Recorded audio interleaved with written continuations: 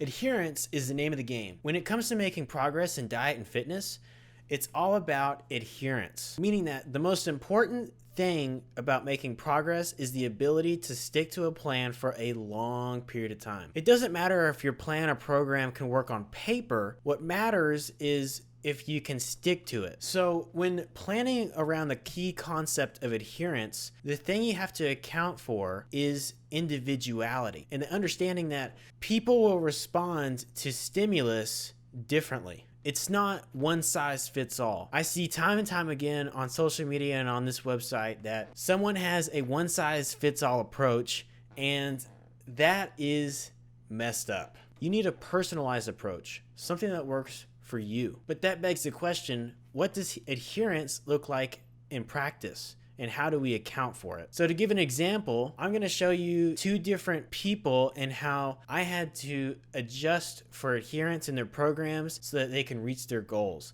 And if I had used the same approach for both of these people, it would have been disastrous. So I have one person who has been big all their life. They reached out to me and they're huge. They're 6'5" and they're 330 pounds. They've been trying to take their fitness and nutrition seriously for the past couple of years. They've lost a good amount of weight, but they're trying to get down to 220. That's their goal. The second person, they've been lifting a long time. They've been cutting for a while. They're really lean right now and they want to become shredded and peeled like a contest stage bodybuilder. But the problem is this person's nowhere near as big as this other guy. This person's around 5'8" or 5'9". They've cut down to about 152 pounds already. The disparity between these two people and where they are in their fitness journey and how much muscle they have and their training experience and what their goals are almost completely different.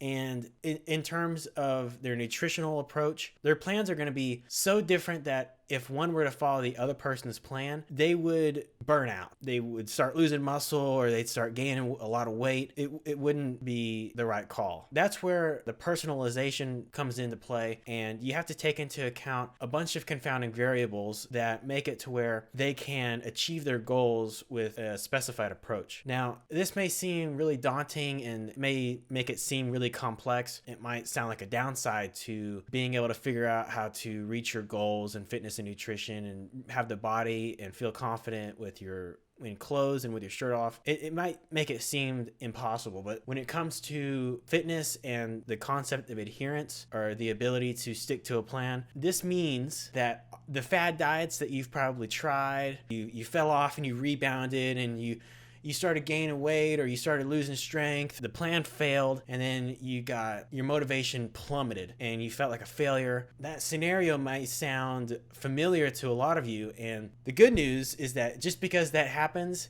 it doesn't mean that there's no solution for you that will work. I guarantee you, if you have the right coach and the right people around you, and your plan takes into account all the confounding variables, there is an approach that will work. There is a way.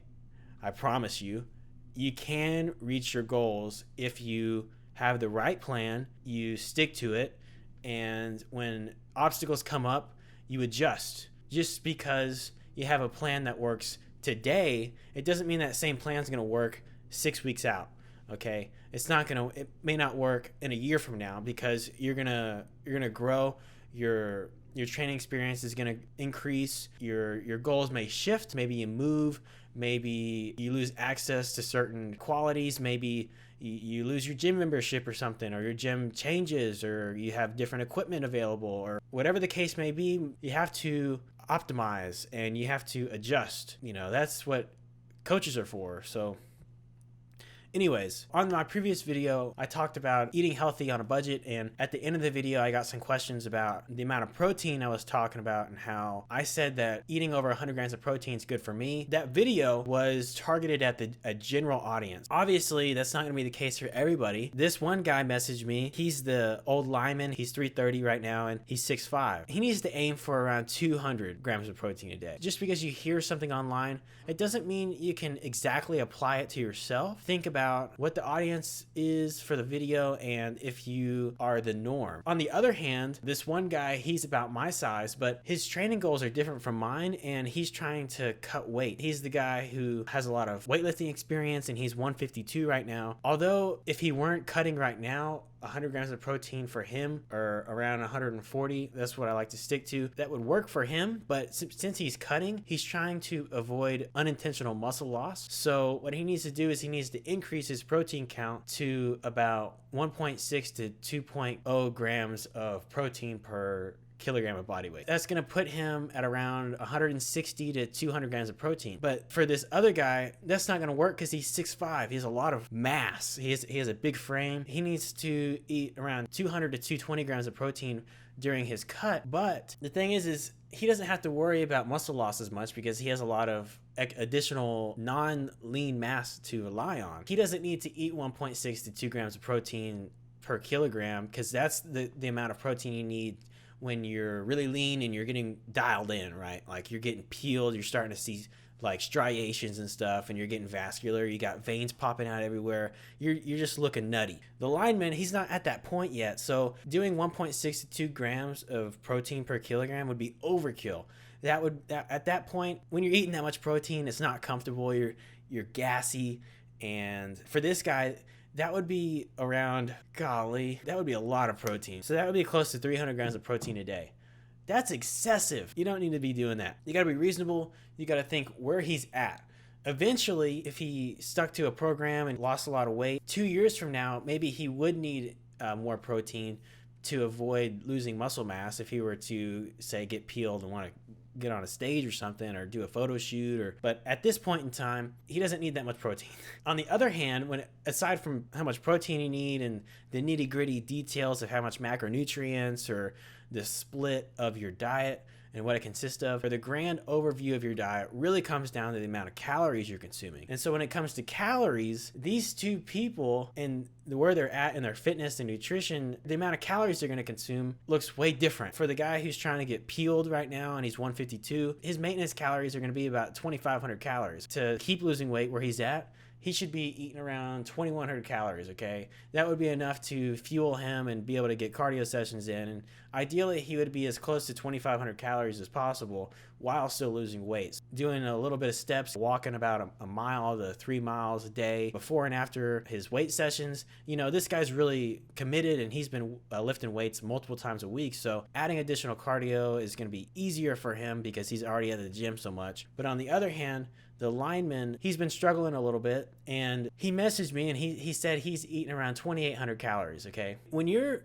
6'5" and over 300 pounds, being 6'5", you really shouldn't ever be going below 3,000 calories, okay? I think this guy should be eating 3,500 calories, and he should be able to lose weight on that kind of caloric intake. Ideally, he'd be able to burn about 4,000 calories a day just by walking a little bit. The bigger you are, the more energy you expend when you do cardio and light session cardios, like walking around the neighborhood and such. So if he were to just walk 20 minutes a day and eat 3,500 calories, he wouldn't even need to necessarily lift weights that much, just 2 times a week for an hour at a time. He would start seeing the weight just melt off. And a year from now, he could definitely be at his goal. You know, he could be 270, 260 if he just followed that plan. But right now, it seems like he's listening to everyone on the block about what he should be doing for his nutrition and fitness. And from what it sounds like, he told me he's been trying to eat 2,800 calories a day. For a guy who's 6'5" and 330, if you're eating 2,800 calories, you're going to feel like garbage. You're not going to have any energy to work out. You're not going to want to go and walk around the corner, not be able to get up and start making stuff in the kitchen because you're not giving yourself enough nutrients. He needs to increase his caloric intake so he can burn more calories. From what it sounds like, he says he's been trying to strength train, but not 2 to 3 times a week. And that sounds like a case of RED-S. And you shouldn't be experiencing that when you're starting to get into shape. When you're getting into shape, you want to start with your calories as high as possible and just increase your activity and slowly lose weight. Doing the 2,800 calorie approach, that sounds like if he were to actually train like everyone's saying and he's eating 2,800 calories, If you're that big, he's going to be in over 1,000 calorie deficit a day. That's just not ideal. Just take the slow approach, do something that has a high rate of adherence, do something that you can stick to for a long time. If you're trying to follow a plan that your buddy does, or Arnold says is good, or Ronnie Coleman or something, it works for them, but it's not necessarily going to work for you because you're different. So your anthropometrics aren't the same. Your training experience isn't the same. Your goals are not the same. You may not like the same foods that they like. Tailor your approach and plan for adherence, not results. Anyways, I hope that helps. I hope that give you some confidence in the ability to find a program or find a coach or find a system that will work for you, and to not give up just because you followed some fad plan or diet or workout and it didn't work out. So stay motivated, stay confident, believe in yourself. If you liked the video, please like and subscribe, and I'll see you in the next one. Thanks.